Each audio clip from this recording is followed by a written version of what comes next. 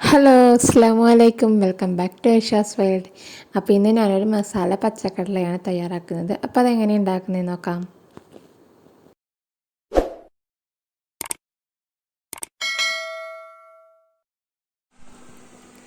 അപ്പോൾ ഇതിനായിട്ട് ഞാനിവിടെ അര കപ്പ് ഗ്രീൻ പീസ് എടുത്തിട്ടുണ്ട്. നമ്മൾ കറിയൊക്കെ വെക്കുന്ന ഒരു ഗ്രീൻ പീസാണ്. ഇനി നമുക്ക് അതിൽ വെള്ളം ഒഴിച്ചിട്ട് കുതിർത്ത് വെക്കാം. ഒരു മിനിമം 6 മണിക്കൂറെങ്കിലും വെക്കണം. ഏറ്റവും നല്ലത് രാത്രിക്ക് കുതിർത്തിട്ട് രാവിലെ എടുക്കുന്നതായിരിക്കും. അപ്പോൾ ഞാൻ രാവിലെയാണ് വെള്ളത്തിൽ കുതിർത്ത് വെച്ചിട്ട് എന്നിട്ട് ഒരു 6 മണിക്കൂർ കഴിഞ്ഞപ്പോൾ എടുത്തിട്ടുണ്ട്. ഇനി നമുക്ക് അതിൽ വെള്ളമൊക്കെ കളഞ്ഞ് നന്നായിട്ടൊന്ന് കഴുകിയെടുക്കാം.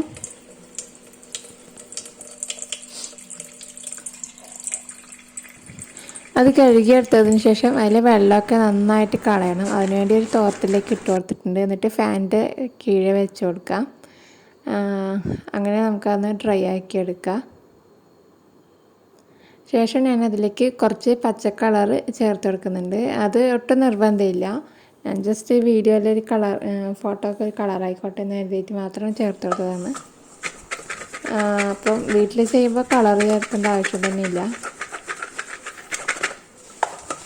അപ്പോൾ കളറൊക്കെ ഒന്ന് മിക്സ് ആക്കിയതിന് ശേഷം നമുക്കിനി ഇത് ഫ്രൈ ചെയ്തെടുക്കാം. അതിന് വേണ്ടിയിട്ട് ഒരു സോസ് പാനിലോട്ട് ഓയിൽ ഒഴിച്ച് കൊടുക്കുന്നുണ്ട്. നമ്മൾ ഗ്രീൻ പീസ് മുഴുവൻ അതിൽ മുങ്ങിക്കിടക്കുന്ന ആ ഒരു വിധത്തിലായിരിക്കണം ഓയിൽ ഒഴിച്ച് കൊടുക്കേണ്ടത്.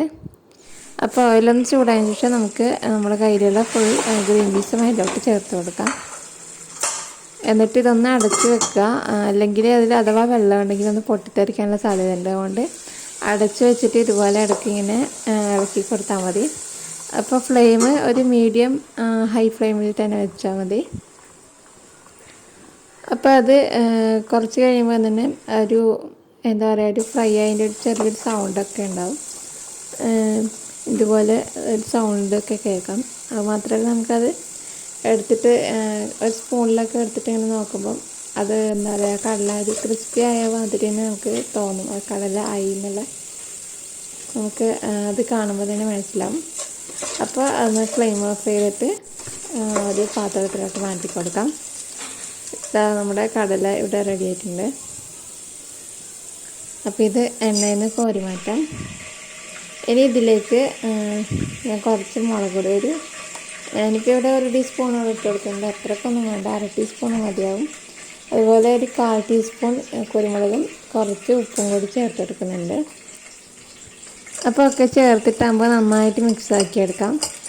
ഇനി നിങ്ങൾക്ക് മസാല വേണ്ടാന്നുണ്ടെങ്കിൽ വെറും ഉപ്പ് മാത്രം ഇട്ടിട്ട് ഇതുപോലെ തന്നെ നമ്മൾ പച്ചക്കടല ആക്കിയെടുക്കാം.